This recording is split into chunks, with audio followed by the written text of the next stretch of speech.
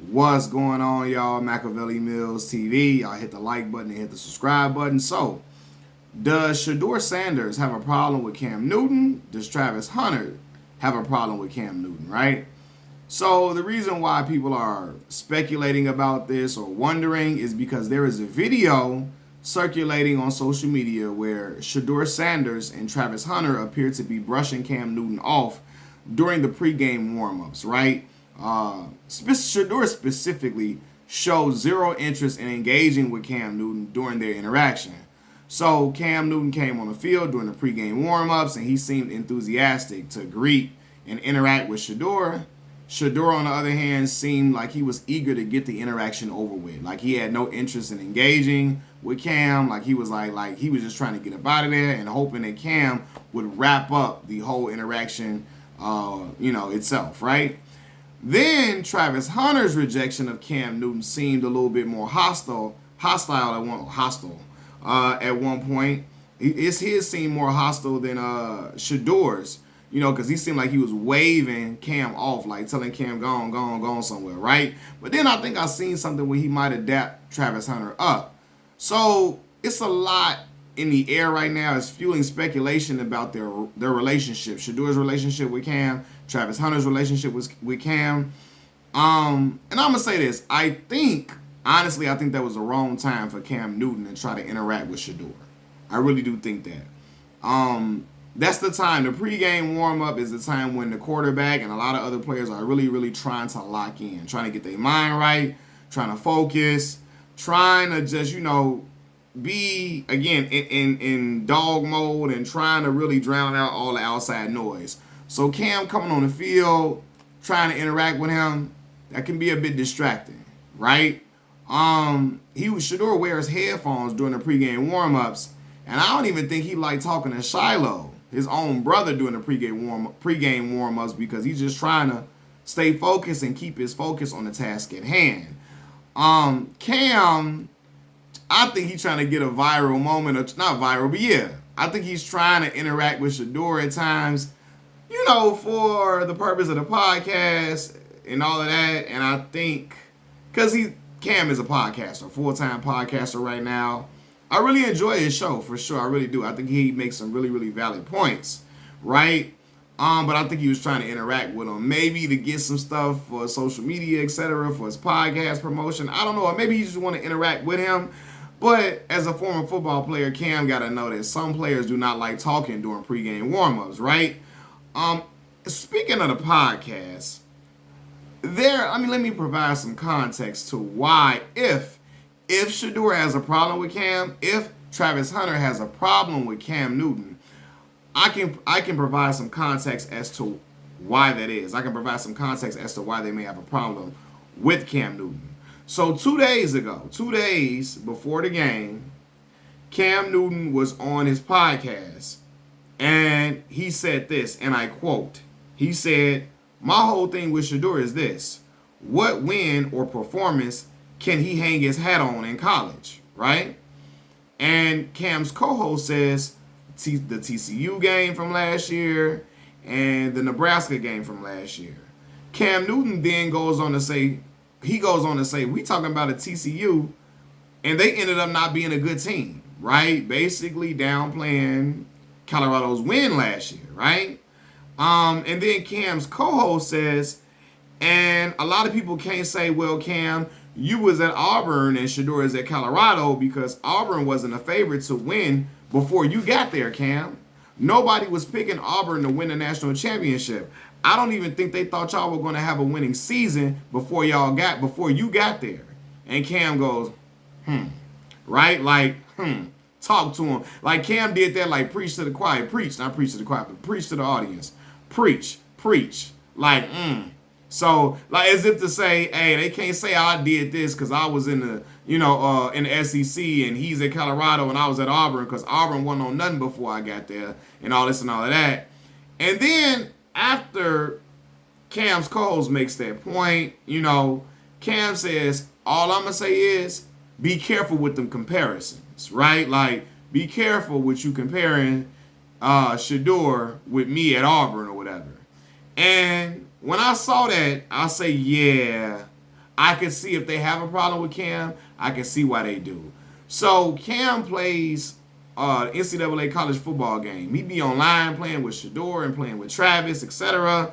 And when Cam comes out and make these comments, like basically asking what hat can Shedeur hang, what win or performance can he hang his hat on in college, and then when he downplays the TCU win, acting like, well, they turned out to not be that good.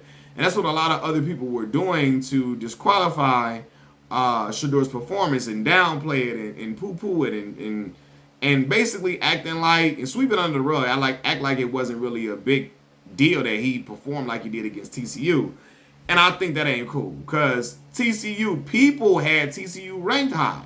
TCU was ranked, right? People had them in the top 25. So is it Colorado's fault and Shedeur's fault that they balled out against them boys? I don't agree with that, right? And then the part about basically where the co-host is saying, well, Cam, you went out there and did a lot with not a lot of talent. And Auburn didn't have a stacked team.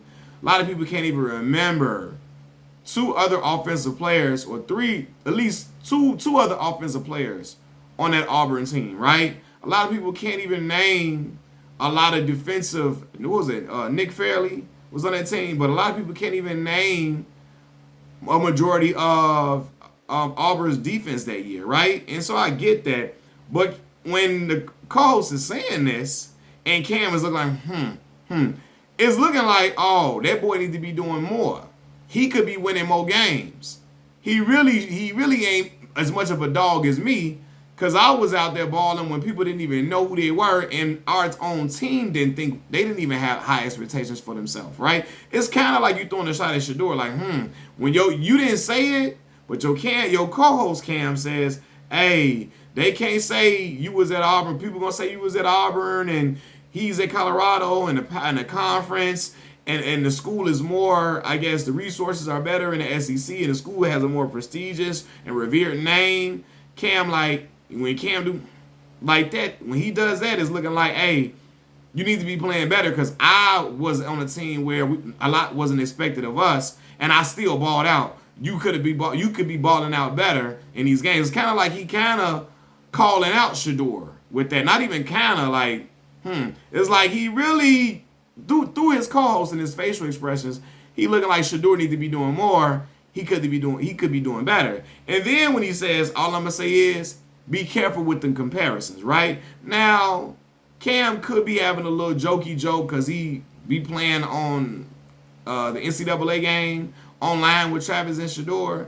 But it also feel like you saying that boy can't fuck with me, and he ain't nothing compared to me. So be careful with the comparisons, because look at what I did in Auburn, and look at what he did last year in Colorado. It's kind of like you throwing salt, and you speaking down on a young brother in a way, right? Because it's a way to provide criticism and constructive criticism. Saying be careful with them comparisons, and basically you kind of like agreeing with your co-host and all of that. When somebody says that you were able to ball out with less, and you made their faces kind of looking like, hey, Shedeur can't ball out with less.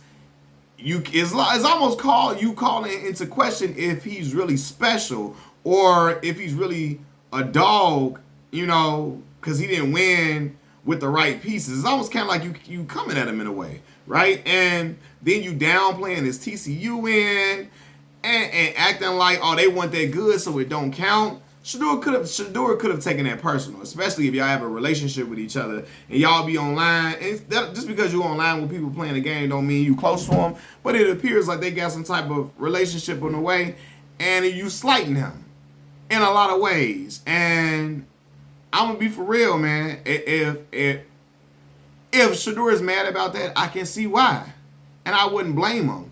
You can't expect to downplay folks. And, basically, in so many words, act like, just say you was insinuate that you were better than him and y'all ain't the same. And basically insinuate y'all ain't the same, poke your chest out against him to make it seem like he ain't know nothing. Like he ain't ish a little bit, or he ain't as good as you. Yeah, like when you do that, you can't expect for them to want to dap you up when they see you, dog. You can't expect for them to want to be your friend. You can't expect for them to want to embrace you after hearing that. Because Cam made that podcast episode 2 days before the game, or maybe a day before the game, right? And Shedeur in Colorado, they are a team who looks for bulletin board information. They look for the naysayers. They look for people who talking down on them, right? So it's possible Shedeur saw that and say, "Oh no, oh yeah, I ain't fooling with you." It could just be that he's just trying to lock in on the field and he trying to stay distraction free. And it also could be the fact that he like, yo, how you talking down on me? You basically talking down on my TCU win, and you insinuating that you much better, and insinuate that I ain't got nothing on you, and I can't be compared to you. It seemed real like that seemed, yeah, that seemed, I could say hater like.